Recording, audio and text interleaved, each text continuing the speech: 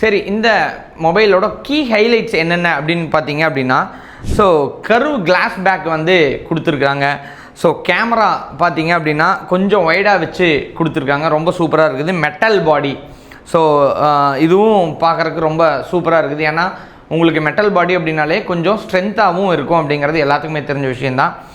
So அது போக இது வந்து IP68 ரேட்டிங் வேறு இருக்குது. அதனால் வாட்டர் அண்ட் டஸ்ட் ரெசிஸ்டண்ட்டும் நமக்கு கம்பல்சரி கிடைக்கிது. டிஸ்பிளேவை பொறுத்தவரையிலும் 6.8 QHD+ AMOLED டிஸ்பிளே வந்து கொடுத்துருக்குறாங்க. அப்புறம் ரெஃப்ரெஷ் ரேட் சொல்லணும் அப்படின்னா 120 ரெஃப்ரெஷ் ரேட்டும் இதில் கொடுத்துருக்குறாங்க.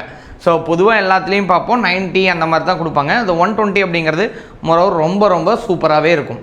பிரைட்னஸை பொறுத்தவரையிலும் 3000 nits பிரைட்னஸ் கொடுத்துருக்காங்க. பொதுவாக எல்லா இதுலேயும் என்ன பண்ணுவாங்க அப்படின்னா 1200 1800 அந்த மாதிரி கொடுப்பாங்க. ஸோ அந்த பிரைட்னஸ் எங்கே நமக்கு லேக் ஆகி போயிடும் அப்படின்னு கேட்டிங்கன்னா, நீங்கள் ஏதாவது ஒரு சன்லைட்டில் நடந்து போயிட்டு இருந்தீங்க அப்படின்னா உங்களுக்கு பிரைட்னஸ் இல்லாமல் உங்களுக்கு தெரியாமல் போகிறதுக்கான வாய்ப்பு இருக்குது. ஆனால் 3000 nits அப்படிங்கிறது நீங்கள் எவ்வளோ பெரிய இடத்துக்கு போனீங்க அப்படின்னாலும் மேலே இருக்கிற சன்லைட் எந்த அளவுக்கு இருந்தாலும் இந்த பிரைட்னஸ்க்கு உங்களுக்கு விசிபிலிட்டி ரொம்பவே சூப்பராகவே இருக்கும்.